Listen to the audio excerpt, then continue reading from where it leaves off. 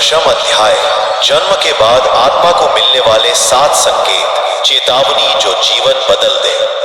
अगर आप ये वीडियो देख रहे हैं तो समझ लीजिए आपकी आत्मा को जगाने का समय आ गया है, क्योंकि गरुड़ पुराण कहता है जन्म कोई शुरुआत नहीं बल्कि पिछले जीवन के कर्मों का हिसाब किताब है। और जैसे ही बच्चा इस धरती पर आता है, ब्रह्मांड उसे 7 संकेत देता है जो अगर समझ लिए जाएं तो जीवन की दिशा बदल सकती है।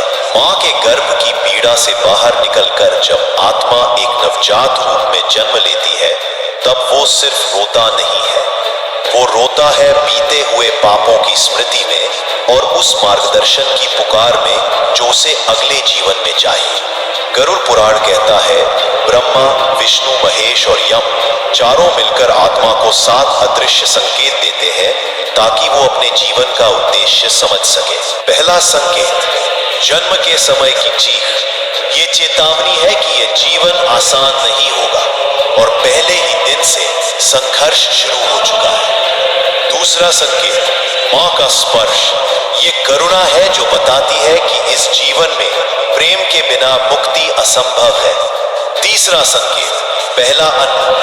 यह दर्शाता है कि संसार में तृष्णा और इच्छाएं तुम्हारा सबसे बड़ा भ्रम बनेगी। चौथा संकेत, पहला शब्द। यह ब्रह्मांड की पहली प्रेरणा है जो तुम्हारी आत्मा की भाषा में बोलता है।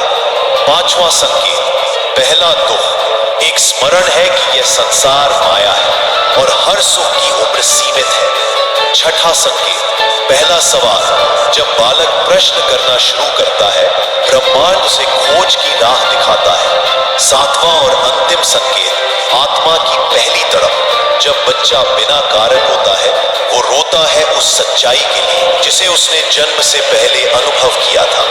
लेकिन इस आधुनिक जीवन में ये सारे संकेत खो जाते हैं।